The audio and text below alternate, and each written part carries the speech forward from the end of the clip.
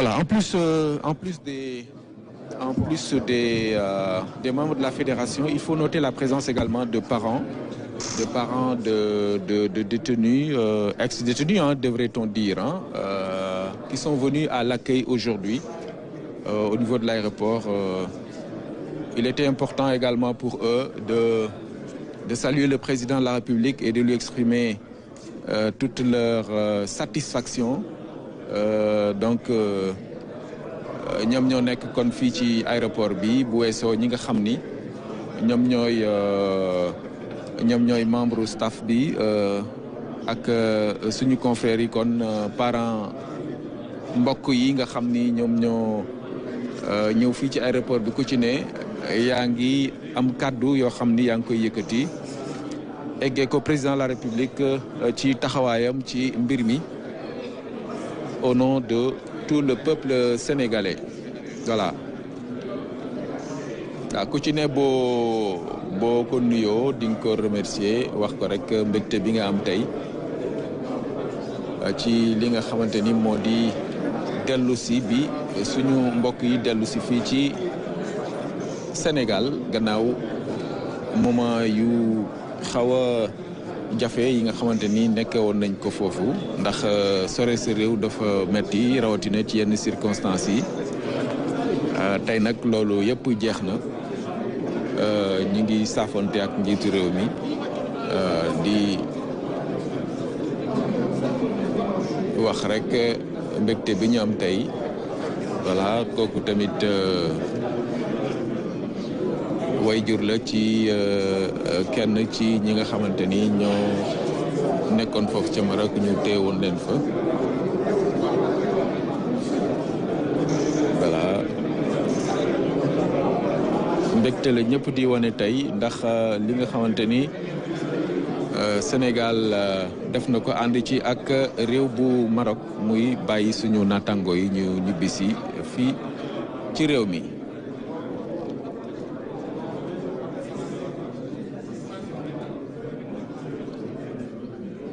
Voilà, le chef de l'État donc qui prend son temps et pour échanger avec ceux qui sont venus à l'accueil aujourd'hui au niveau de l'aéroport international Blaise Diagne de Diass.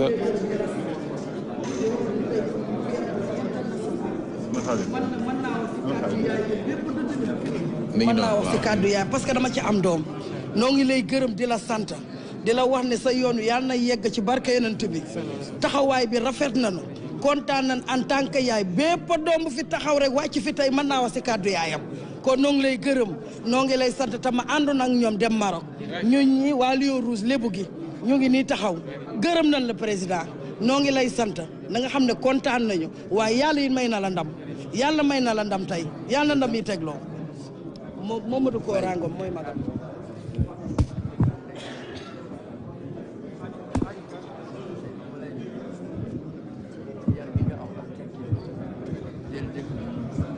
bañ a xeeb dara bañ a gàntu kenn def lu rafet wax lu rafet rek yàlla nga am ñeenti mandat ci barki yonent yàlla moo xam ne ci daraja yonent bi yar ak teggin lu mu la mayu dina la xañ lu bëri yàlla la yàlla defal amiin amiin Aline Faye moom sëtam moo fi nekk sama sët moo fi nekk di jaar ña sa vraiment ñu ngi félicité aussi vraiment kontaan nañ trop quoi vraiment merci kooku mooy président Lébu gi ay maam bu kadi Samb et du courage. Merci président Issa Sankharé. Deuxième vice-président supporter ASC Lébu. Merci beaucoup.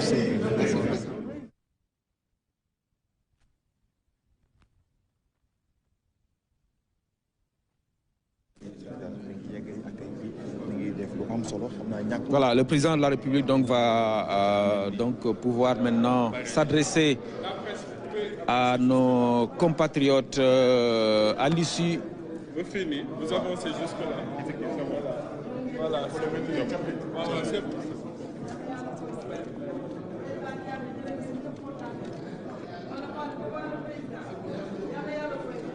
Voilà, Monsieur le Président de la République, après donc avoir accueilli nos compatriotes aujourd'hui Quel est le message que vous voudriez leur délivrer aujourd'hui?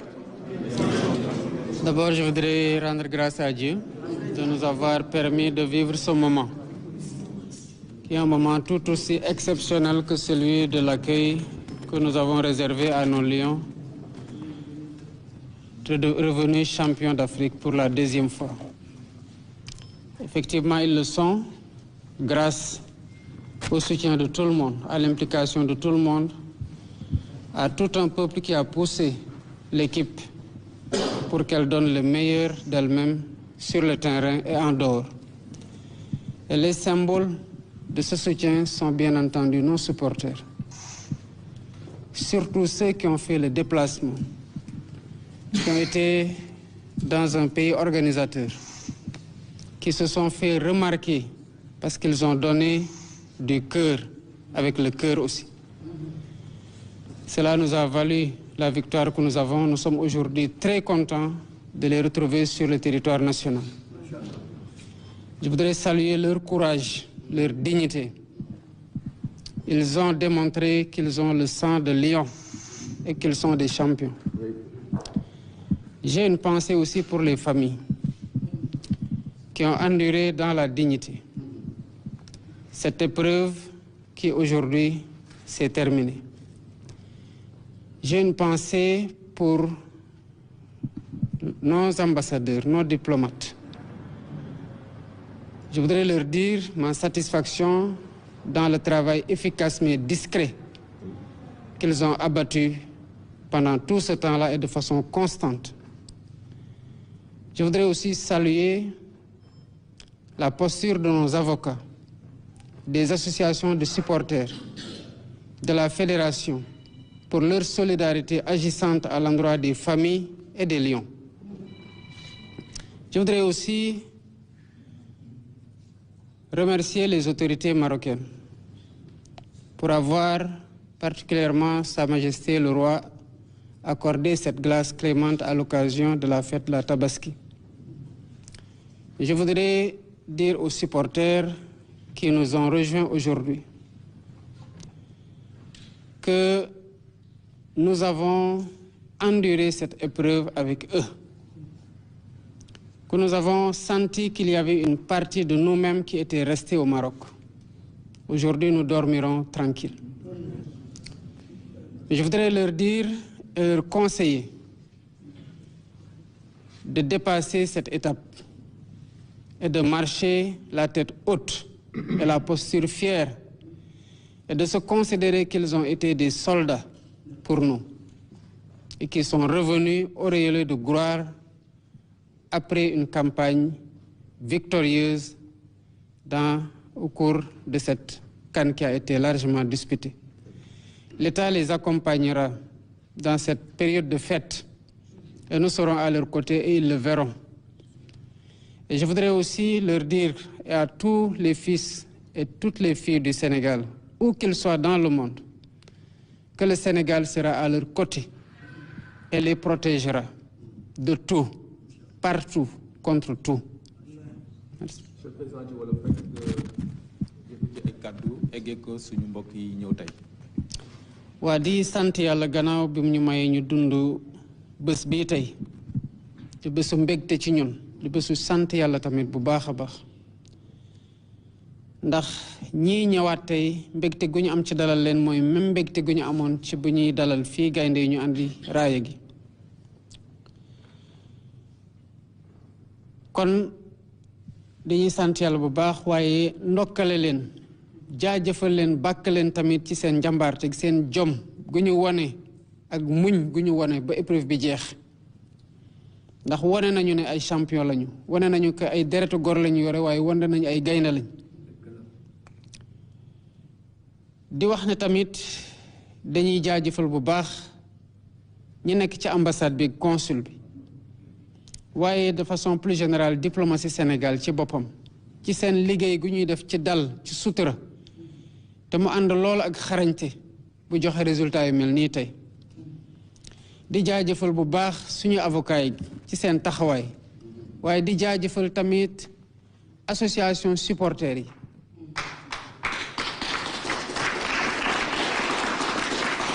ci seen solidarité jëmale ko ci famille détenu yi waaye tamit ci détenu yi ci seen bopp naka noonu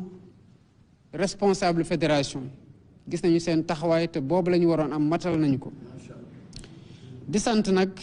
waa Maroc ndax diggante Sénégal ak Maroc lu rafet rek moo ci xëcc te lii roi bi def tey def ko tamit ci période tabaski permettre ñii ñu mën a ñëw fête ji fii Sénégal lu ñu jàppale ne lu am solo la te lu ñuy rafetlu la di leen ci sant bu baax ma bëgg a wax ñii nag nga xamante ne dog gi daloon na ci moom ci ñoom muy supporters yi lii jaar-jaar la rek ci seen dund waaye siggi leen ngeen dox te fier ci taxawaay bi ngeen am ci réew mi ndax dañ leen jàppee ay soldats yi demoon ci xare te andi ngeen raaye gi kon Sénégal ndok ameel na leen njukkal te sant nañu leen te maa leen koy wax ci turu sénégalais yépp nous sommes fiers de vous.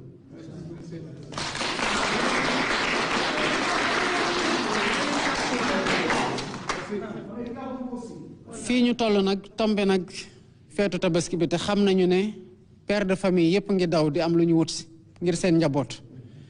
xam nañu ne amuleen woon jot dox tànk yooyu te ñun ngeen teewaloon fee ngeen nekkoon ba am fa ndog kon taxawaay gi war dinañ leen ko taxawu ci bés yi di wax nag yéen ñii demoon te xam naa ne di ngeen demaat ci ay yeneen campagne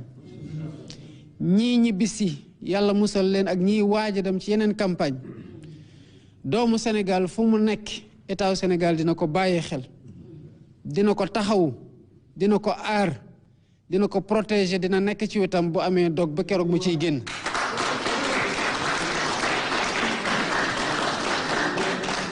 kon ñu ngi leen di sant bu baax di leen jaajëfal bu baax di jaajëfal ñëpp ci seen taxawaay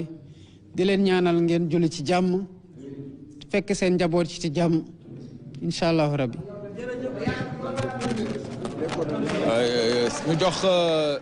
ñu dox Seydina Issa Khadim voilà Seydina Issa ci turu supporters yi mu yëkkati kàddu moom tamit.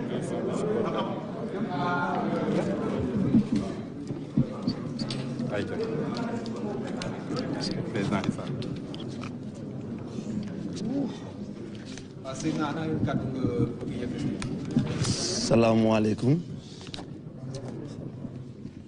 di wax alhamdulilahi rabil alamin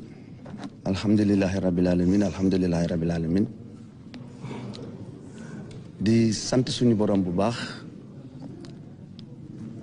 moom mi ñu may ñu mën a fekk tey jotaay bi excellence monsieur le président tey wax ci sa taxawaay dinañu xaw a jafe ndax sentiment de satisfaction bi ñu am waaye xanaa ñu jéem rek sànni ci ay kàddu yu ndaw di kàddu yu ngërëm jëmale ko d'abord si sa majesté le roi Mohammed VI que Dieu continue de l'assister si jëf ju rafet ji mu def ànd ak générosité ak noblesse defe ko ci bis bu ay fête bi nga xam ne ñu ngi ko waaj a jëm fête bu màgg donc ñun supporters du Sénégal yi ñu ngi koy wax jërëjëf Excellence monsieur le président de la République yow la ñuy masawu ndax sa njaboot moo demoon